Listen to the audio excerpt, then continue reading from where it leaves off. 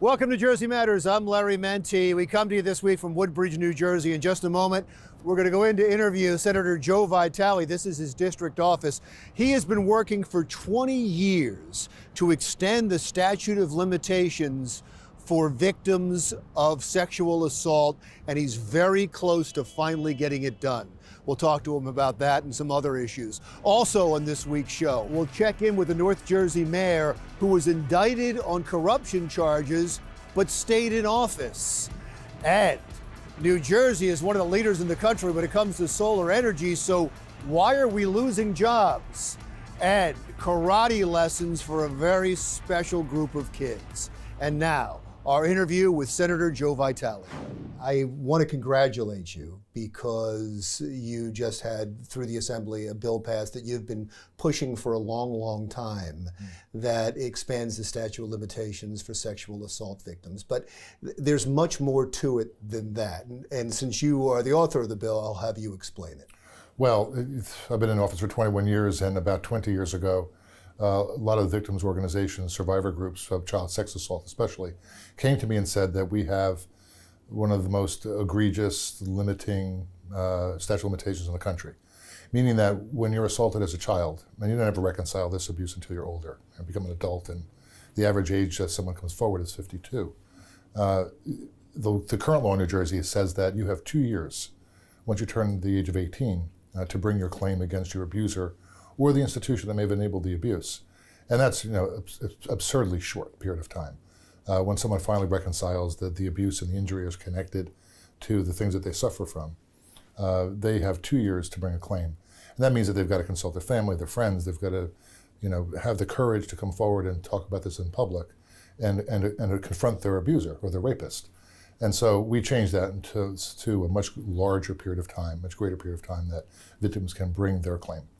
It also applies to adults who are sexually assaulted as well. So for example, a young woman on campus who is assaulted or raped on campus doesn't come forward because she's afraid, doesn't want to confront her abuser, who could be a fellow student, it could be one of her teachers, and she doesn't reconcile that or want to talk about it for a number of years, and so it expands the period of time that she, for example, can bring that claim.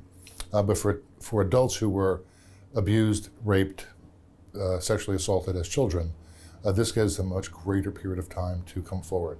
It gives them up to the age of 55 or 7-year statute of limitations or discovery rule. So they could be older. And we're talking about civil cases. In civil cases, because in many of these cases, the criminal statute of limitations already told. We eliminated the statute of limitations for the criminal side of sexual assault, but only in the mid-90s. So anything that took place before that, essentially those predators are shielded from a criminal prosecution. But this allows the victims for a civil prosecution or civil justice. And so it gives them that opportunity. And the stories that I've heard clearly over the years, but also we heard during the committee testimony, they're worse things that you can hear about that can happen to a child. We call them survivors because many victims haven't survived. They've committed suicide, they've taken their own lives over the years. And to hear the stories and even to hear the parents testify about losing a son to suicide because he has been so traumatized, so damaged by the abuse he suffered as a child. Literally rape. When we say abuse, so abuse kind of sanitizes a lot of this.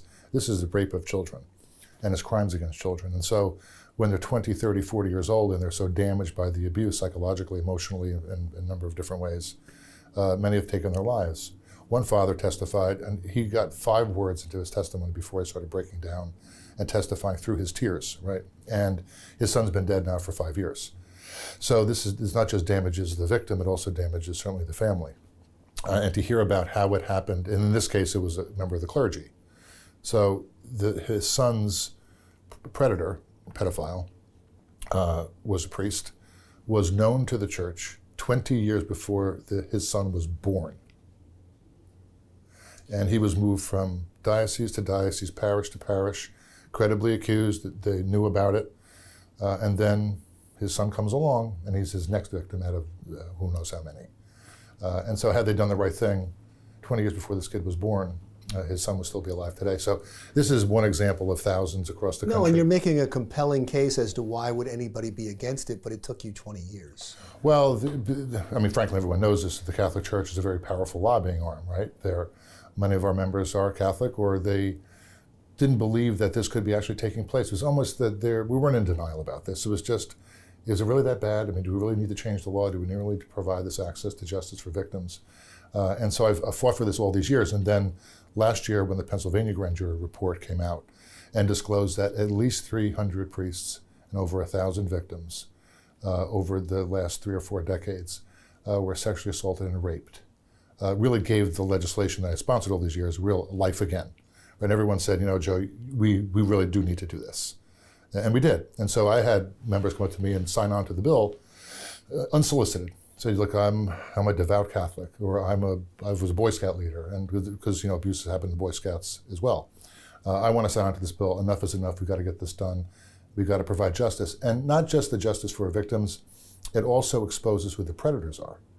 So when you know who the predators are, that also protects children, because there are still predators out there. As much as institutions have done a better job at screening their employees and reporting abuse to law enforcement, it doesn't mean that predators have gone away.